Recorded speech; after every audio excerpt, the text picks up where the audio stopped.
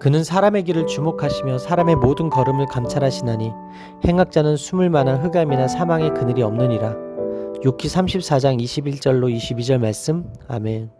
할렐루야. 오늘도 좋은 날입니다. 이용우 목사입니다. 오늘의 원포인트 묵상 본문은 욥기 34장 21절로 22절 말씀입니다. 하나님은 사람의 길과 걸음을 주목하시고 감찰하시는 분이십니다.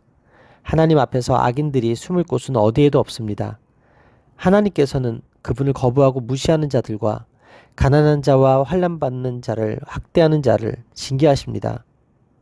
실제로 욥은 이와 동일한 학언을 앞에서 한 적이 있습니다. 하나님은 심판을 위해 오래 생각하실 것이 없고 모든 사람이 볼 수 있도록 심판하십니다. 그분은 가난하고 빈궁한 자들의 부르짖음을 외면하지 않으십니다. 때로 그분은 침묵하시며 얼굴을 감추시기도 합니다.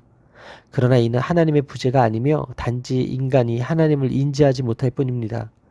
엘리후는 하나님이 모든 사람의 길을 주목하시고 발걸음을 살피시는 분이시기에 어느 누구도 하나님의 판단이 잘못되었다고 비판할 수 없다고 선언합니다. 하나님에 대한 엘리후의 묘사는 모두 맞습니다. 모든 것을 아시고 꿰뚫어 보시는 하나님의 시 앞에서 흑암이나 어두운 그늘이 없습니다.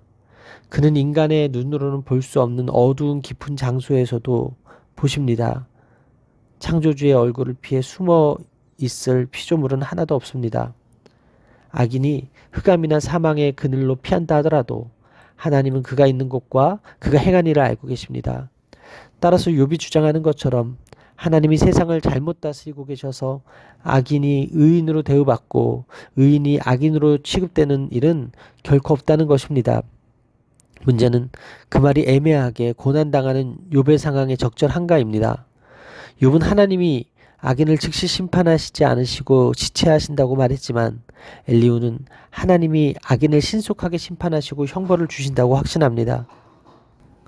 엘리후는 악인이 하나님의 눈을 피해 숨을 수 없다고 말합니다.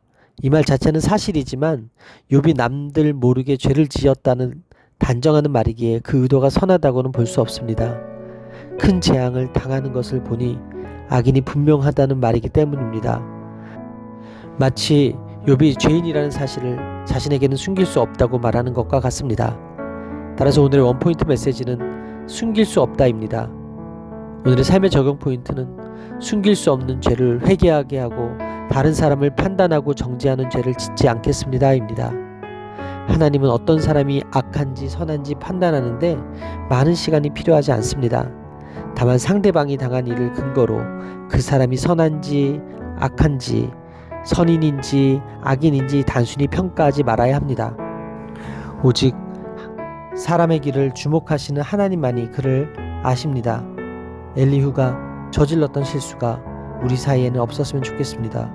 서로 사력 있게 배려하며 참된 견면을 할 때 주님 안에서 아름다운 교제가 이루어질 것입니다. 기도하시겠습니다. 숨겨진 악인의 행실까지 찾아내어 심판하실 주님을 찬양합니다. 이해할 수 없고 끝난 것 같지 않은 고통의 시간에도 사람의 모든 걸음을 낱낱이 하시는 하나님, 숨길 수 없는 죄를 온전히 하나님 앞에 내려놓길 원합니다. 하나님보다 앞서 말하거나 행하지 않도록 저를 이끌어 주옵소서. 하나님의 선하신 섭리하심을 믿고 다른 사람을 판단하고 정죄하는 죄를 짓지 않는 저의 삶이 되게 하여 주옵소서. 이 모든 말씀 살아계신 예수 그리스도의 이름으로 기도합니다. 아멘. 할렐루야. 오늘도 최고의 복을 받았습니다.